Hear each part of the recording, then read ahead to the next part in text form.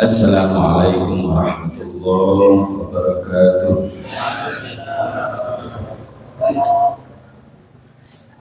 Alhamdulillahirabbil alamin. Wa bihi nasta'inu ala umuri dunya waddin. Wassalatu wassalamu ala asyrafil anbiya wal mursalin. Sayyidina wa maulana Muhammadin sallallahu alaihi wasallam wa ala alihi wa sahbihi ajma'in. Qala Allah Ta'ala fi kitabihil karim. A'udzu billahi minasy syaithanir rajim. Bismillahirrahmanirrahim.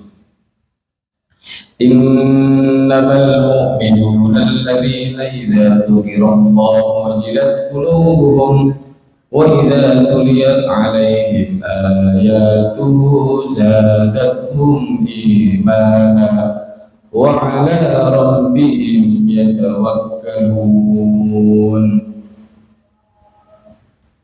Summa Rasulullah sallallahu alaihi wasallam, al-jannatu mushtaqatun ila arba'ati nafarin talil Qur'an wa hafidul lisan wa mut'imul ji'an wa sawmi Ramadan. Sadaqallahul azim wa sadaqa rasuluhun nabiyul karim wa nahnu ala dhalika minasy syahidin wa syakirin walhamdulillahi rabbil alamin. Para jamaah yang dimuliakan Allah, alhamdulillah hari ini pulau kali panjenengan masih diberikan kesempatan oleh Allah untuk menikmati Ramadan. Insyaallah pulau kali panjenengan orang-orang yang dicintai oleh Allah Subhanahu wa taala. Amin ya rabbal alamin.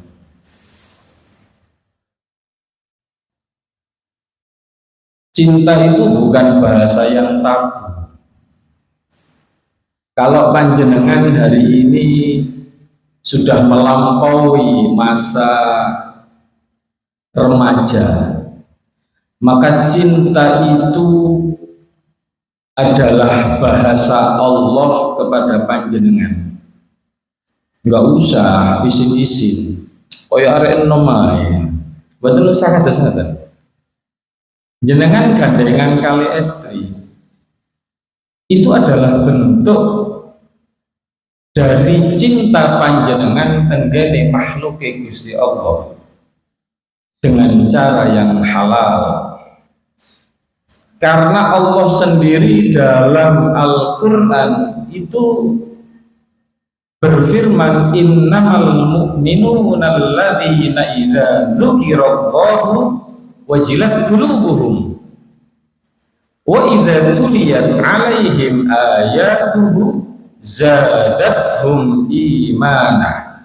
Sesungguhnya orang-orang yang beriman itu adalah ketika disebut namanya maka hatinya bergetar. Orang ketika disebut nama orang yang dicintai atau siapapun yang dia cintai, maka hatinya itu pasti bergetar. Umpama panjenengan remen kali seseorang namanya Fatimah, terus mantan ngeten wong cerita, aku lo mau kenalan karo Fatimah. Mantan ngoten jenengan krono cinta sama seseorang namanya Fatimah, jenengan niku atine rasane cemburu. Engko jangan-jangan Fatimah sing tak incel. Kerenteke teng ati niku wonten. Dan itu memang diutarakan oleh Allah Subhanahu wa taala. Wa idza dzukirallahu wajilat qulubuhum. Ketika seseorang yang beriman itu disebut nama Allah, maka wajilat qulubuhum. Atine niku kemrentek. Ya Allah, iya ya. Jadi menyebut nama Allah itu tidak hanya ketika saat-saat terjepit, boten, Kula kali panjenengan setiap hari itu didengungkan nama Allah, mulai dari azan, terus manungoten enten yang namanya zikir, enten istighosah, yang mingguan ada tahlilan, ada yasinan. Belum lagi yang tahunan ceramah-ceramah agama dan sebagainya. Itu mengingatkan kita bahwa keimanan kita itu harus dicas setiap hari, dicharger setiap hari, agar kita hatinya selalu mengingat Allah. Lah, setelah itu wa idza tuliyat alaihim ayatuhu zadatuhum imana. Ketika dibacakan ayat-ayat Allah, ayat-ayat Allah itu tidak hanya ayat Al-Quran. Ayat-ayat Allah adalah alam semesta dan seluruh yang diciptakan oleh Allah. Ketika itu kita terima sebagai informasi, maka akan semakin menambah keimanan kita kepada Allah. Ketika seseorang menemukan yang namanya molekul air Zam-Zam berupa kristal yang luar biasa, terus divideokan, di-share melalui YouTube, jenengan mengucapkan subhanallah, luar biasa, aku gak iso neliti koyok ngono, tapi ternyata ada orang yang mampu meneliti, ternyata memang ciptaan Allah luar biasa. Dan itu semakin menambah keimanan kita kepada Allah Subhanahu wa Ta'ala. Jangan mengkultuskan orangnya. Terus ada orang, seorang profesor katakanlah, yang menemukan, seorang profesor dari Jepang katanya menemukan molekul yang namanya air Zam-Zam berupa kristal yang indahnya luar biasa. Terus mantun ngoten, jenengan mengkultuskan orangnya, ini nggak ada gunanya. Ketika kita mengkultuskan orangnya, maka kita bisa melupakan ciptaan Allah yang dia temukan. Manten-manten gambar fotone jenengan pajang teng griya jenengan sampai lupa dengan temuan dia yang membuat kita dengan Allah. Dan itu bisa menyelewengkan keimanan panjenengan menjadi hal-hal yang berupa kekufuran. Naudzubillah, summa naudzubillah. Berhala-berhala yang ada di Ka'bah itu dulunya diserupakan berupa orang-orang alim. Nabi ini, nabi ini, nabi ini diceritakan oleh orang-orang. Lalu ketika dia tidak bisa bertemu dengannya, maka orang itu yang dimuliakan itu dibuatlah berupa patung. Awalnya hanya untuk mengingat bahwa patung itu dulunya adalah orang alim, orang yang soleh. Tapi lambat laun generasi berikutnya dia nggak pernah ketemu dengan orang yang dibuat patung tersebut. Dia juga tidak mendapat cerita atau kisah tentang dibuatnya patung itu. Lambat laun akhirnya patung itulah yang dikultuskan. Lalu patung itu semakin lama generasinya, maka akan menjadi sesembahan. Maka mengkultuskan seseorang kecuali Rasulullah, maka akan bisa membuat generasi-generasi selanjutnya menjadi tersesat. Maka hati-hati. Makanya kalau panjenengan lihat di sejarah-sejarah, Rasulullah itu tidak boleh digambar, tidak boleh dibuat patung. Nggak boleh. Digambar saja itu loh nggak boleh. Kenapa? Khawatir generasi yang tidak tahu kisah pembuatan itu akan menjadikan lukisan itu atau patung itu menjadi sesembahan suatu saat nanti, dan malah tidak mendekatkan diri kita kepada Allah, malah semakin menyesatkan.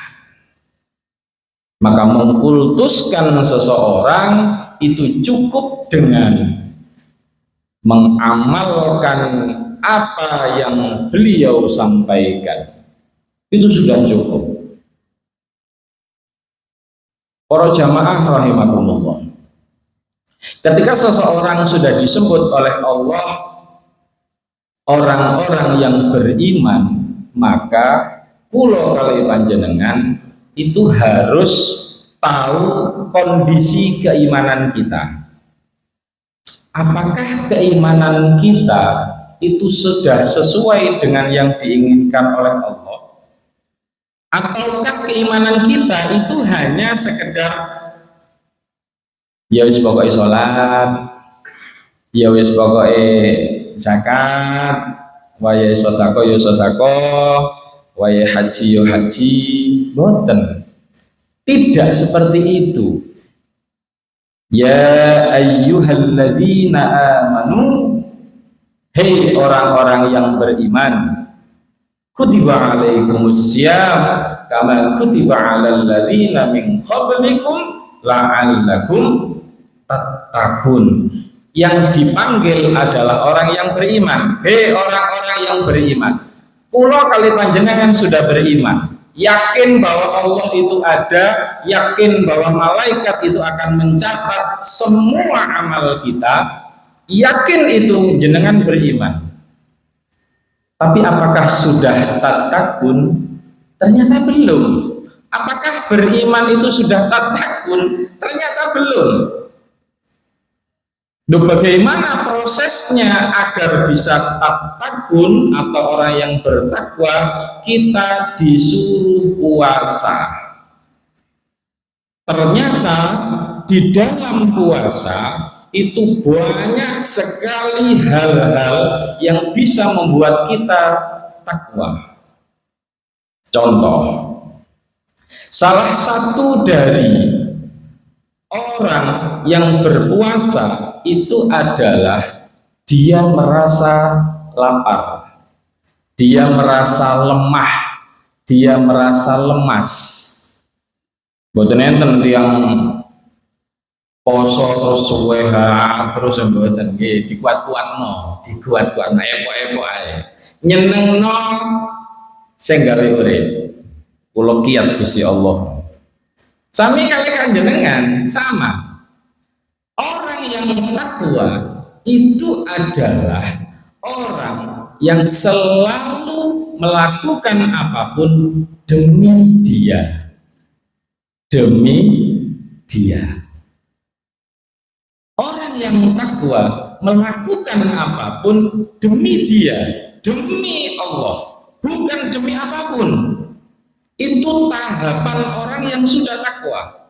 Contoh, jenengan puasa bukan karena menginginkan sesuatu, bukan menginginkan THR, bukan menginginkan gaji yang luar biasa besarnya, munda-mundaan bayaran, bukan, tapi karena menginginkan cintanya Allah Subhanahu wa Ta'ala. Jenengan sholat itu juga karena jenengan menginginkan cintanya Allah, bukan menginginkan apapun. Tidak ada orang sholat ya Allah, kula kepingin sholat ben jenengan paringi alpat umbomo pajero spot sing anyar Gusti Allah, kata sing viral tenggene Instagram niku.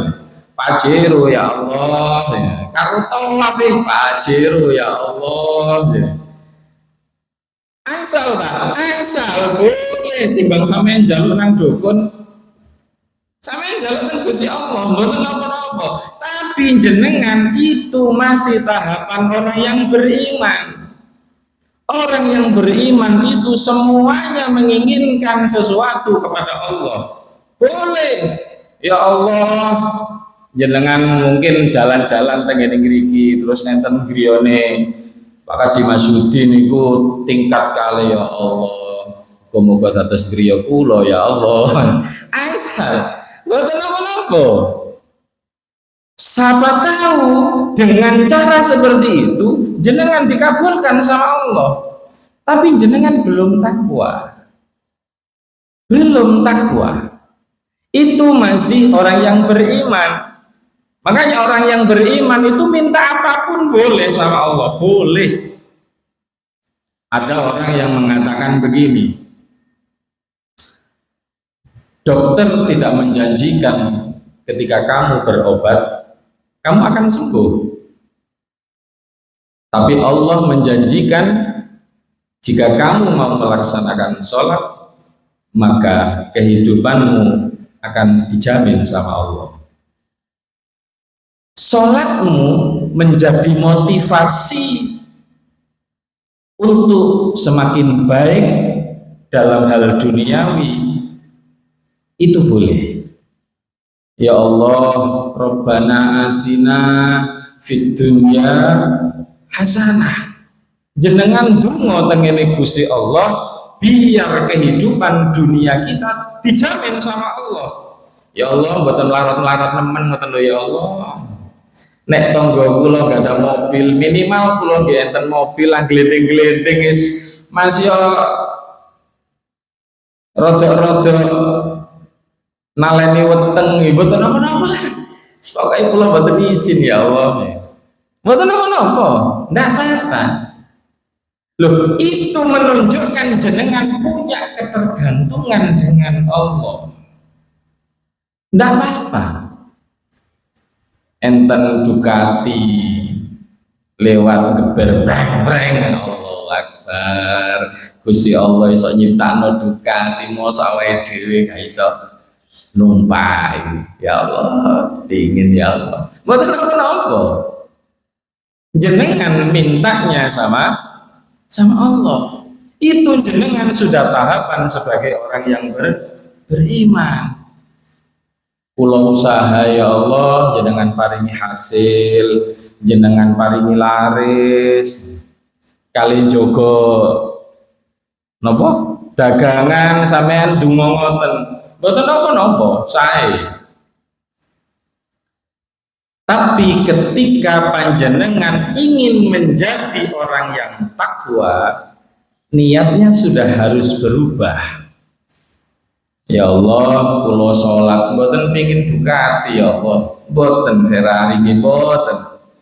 Nyusahne pun kula pasrah kali jenengan teng pundi-pundi pokoke jenengan jamin. Pun ngoten tok. Kula sholat untuk jenengan, kula sedekah lek enten rezeki, yes terserah jenengan lah. Mau jenengan bales nggih mboten napa-napa, nggih mboten senamen bales nggih mboten napa-napa. Pahala boten pingin. Bahkan kalau panjenengan tahu resahan Rabi'atul Adawiyah, seorang wali dari golongan perempuan, beliau itu mengatakan begini setiap hari, ya Allah, jika sholat saya menginginkan dunia, tolong hapus dunia dari saya. Ya Allah, jika saya sholat menginginkan surga, jangan pernah masukkan saya ke dalam surga. Ya Allah, jika saya sholat karena takut akan neraka, maka bakar saya di dalam api neraka. Karena saya sholat bukan menginginkan itu semua dan bukan takut itu semua, tapi saya menginginkan cinta Engkau kepada saya. Uwong lek pun dicintai kali Gusti Allah, sedoyo diramut kali Gusti Allah. Nun sewu, kula kali panjenengan rezeki tentang mobil mawon, mobil nggih, awake dhewe bahas mobil nggih.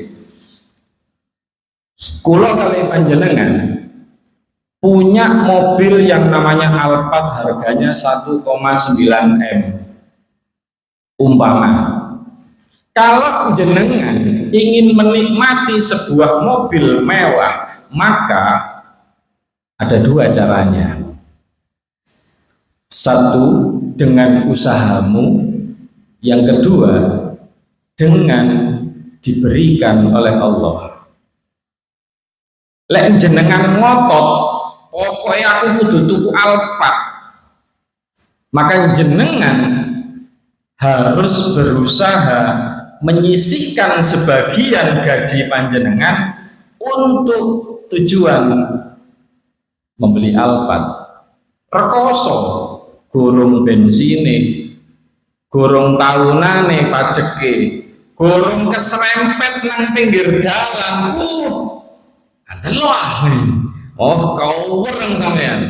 Gara-gara duwe mobil mewah, panjenengan malah dadi wong wereng.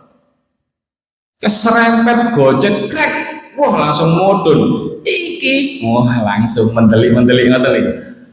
Tapi kalau panjenengan bisa menikmati sebuah mobil mewah dengan karunia dari Allah, jenengan santai. Bayar cicilan nggih boten, bayar bensin nggih boten, napa malih lek keserempet, boten santai mawon. Contohnya para ulama. Para ulama itu boten bingung nggak ada mobil mewah, tapi ketika beliau pergi kemanapun ada orang yang menawarkan, monggo pakai mobil kula mawon. Ayo coba jenengan kados Gus Ikdam ngoten niku. Nek wong katon dipilih kali Gusti Allah, mobil-mobil mewah teko dhewe. Andai kan tidak miliknya beliau, beliau menikmati. Boten usah mikir masalah cicilan, boten usah mikir masalah bensin, nopo malih wayahe serempetan kali motor liya dijali maneh. Niki tabrakan Gus, pindah mobil ngriko mawon, boten usah dipikir. Lawin dong. Lek jenengan santai hidupnya karena kedekatan panjenengan dengan Allah, maka hidup jenengan santai. Boten usah jauh-jauh. Yai panjenengan niku Yai Karo, lek teng Bangil niku sinten mawon sing nawari mobil. Damel mobil kula mawon Yai. Damel mobil kula mawon Yai. Yai Karo niku pun ngoten tenan. Kenapa? Karena kedekatan beliau dengan Allah selama hidupnya, selama beliau masih dalam keadaan terjaga, tujuannya satu, ingin membuat orang-orang selalu ingat sama Allah dengan cara ngaji, dengan cara sholawatan, dengan cara macam-macam, sehingga hidupnya murni digunakan untuk mendekatkan seseorang kepada Allah. Nah, dengan cara seperti itu, wa may yatawakkal 'ala Allah fa huwa hasbuh. Orang-orang yang hidupnya sudah dipasrahkan kepada Allah, fa huwa hasbuh, dia menjadi tanggungannya Allah. Lek enten sing nglarani wong-wong alim mesti enten masalah. Kampung niku enten masalah mangke. Umpami enten tiyang terus mantun ngoten ngelarani tenggene ulama. Ulama niku mboten lara ati, mboten. Cuma resah, kenapa dakwah saya ditolak? Itu saja. Sing gak trimo niku bolo tentarane Gusti Allah. Sing kaweren niku bolo tentarane Gusti Allah. Rasulullah itu ketika berdakwah di napa namanya? Sing lek umroh biasane pergi ke sana niku kota apa namanya? Waktu Rasulullah dibalang nih lho, kok supen kula. Dakwah ke sana, napa? Taif. Allahu Akbar sampai supen kula. Allahu Akbar. Ketika Rasulullah dakwah ke sana sama orang Taif dilempari, diusir, dilempari batu, dilempari kotoran. Rasulullah malah mendoakan, Allahumma hdi qaumi fa innahum la ya'lamun. Rasulullah mboten mangkel. Tapi sing mangkel sinten? Malaikat Jibril. Malaikat Jibril dugi tek tek tek tek tek. Rasulullah gasak ta? Sikap. Niki mumpung enten Gunung Uhud brekno mawon. Ojo-ojo. Sapa ro nek gak iso sing iman niku wong-wong niki sapa ro anak-anake iso beriman. Siapa tahu cucu-cucunya yang nanti akan beriman. Lah, kula kali panjenengan sama ketika melihat tetangga-tetangga, tolong buat pandangan seperti pandangannya Rasulullah. Oh, bapak iki lho, tonggoku iki lho, ora tau nang masjid, ora tau nang musala, ora tau ngaji, ora tau salat. Panjenengan jangan pernah memusuhi dia, karena bisa jadi gara-gara jenengan musuhi dia nggak mau ke masjid.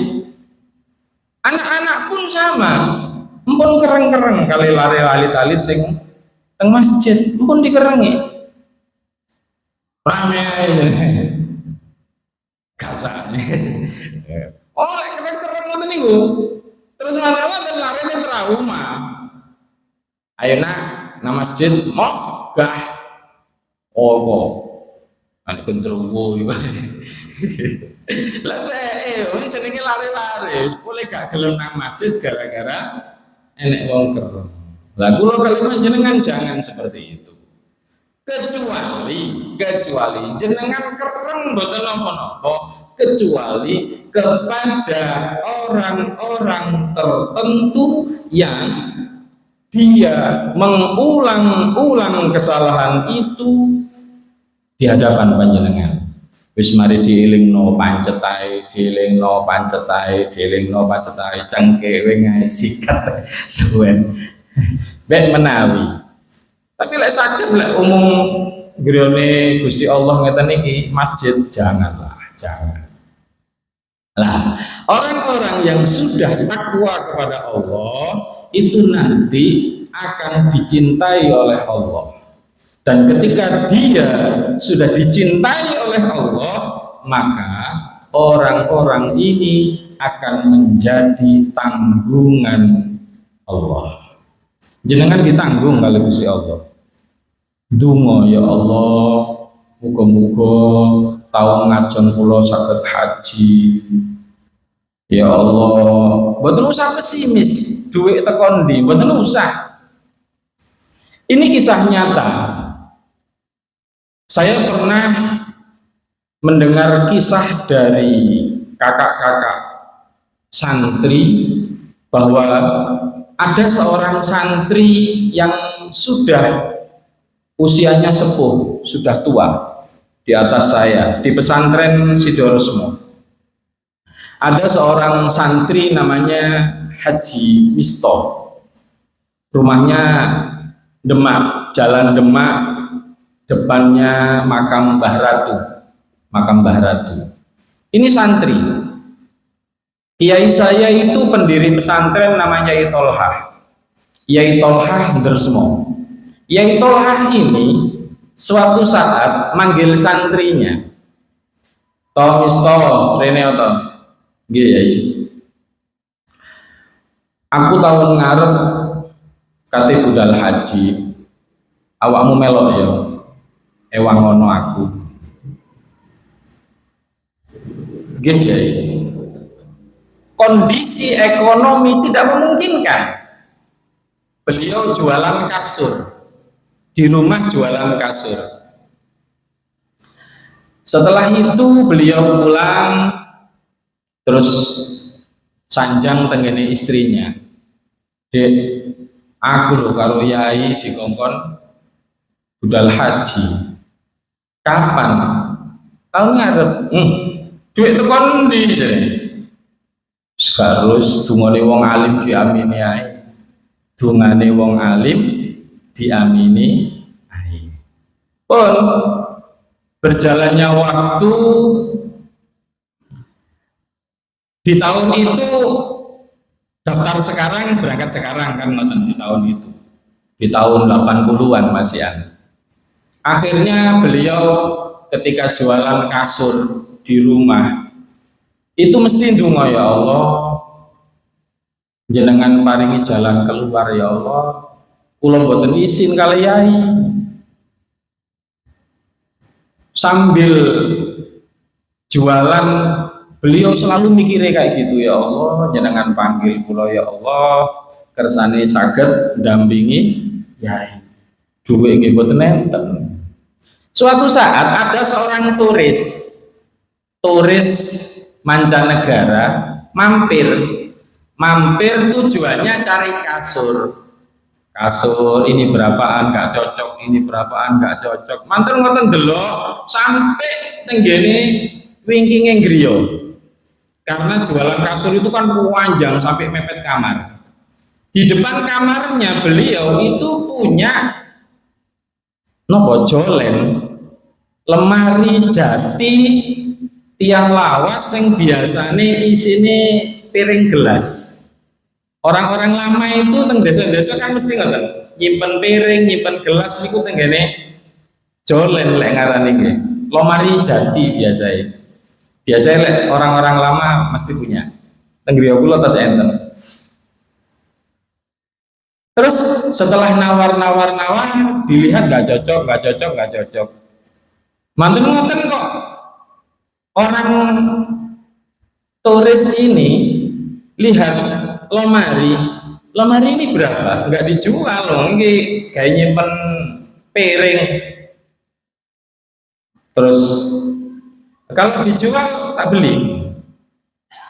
Akhirnya Pak Misto ini bilang begini, pokoknya aku iso budal haji gowon.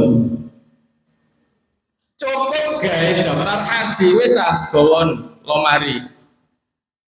Disebutkanlah harga disepakati. Pulang turis tadi bawa jolen atau lomari, beliau langsung dapat uang langsung daftar haji. Loh, ini kisah nyata yang benar-benar terjadi dan saya pernah ketemu sama orangnya. Cucunya Pak Misto itu jadi teman saya akhirnya sama-sama ustadz di pesantren. Karena ketakwaan kita sama Allah, hari-hari sampai datangnya turis itu diisi dengan doa. Ya Allah, jenengan gampangaken kula budal haji. Pakai bahasa Jawa, nggak pakai bahasa Indonesia. Karena kedekatan panjenengan dengan Allah dan jenengan merasa doa jenengan dikabulkan oleh Allah, didengar oleh Allah, maka Allah akan mengabulkan itu. Jangan khawatir, mboten usah leren ngenteni bahasa Arab. Allahumma sholli ala sayyidina Muhammadin al-Fatih wa uliqul khatir terus artinya nopo mboten semerap niku kiai. Mending jenengan bahasa Indonesia, jenengan tahu artinya, jenengan dalami maknanya, sehingga ketika mohon sama Allah benar-benar jenengan minta, dan itu rutin terus menerus jenengan lakukan sampai datangnya doa sampean terkabul. Itu lebih dicintai oleh Allah Subhanahu wa Ta'ala. Maka jangan pernah putus asa, jangan pernah doa jenengan tidak didengar dengan Allah. Pasti didengar. Tinggal jenengan serius apa enggak. Kalau jenengan serius, yakin Allah pasti mengabulkan.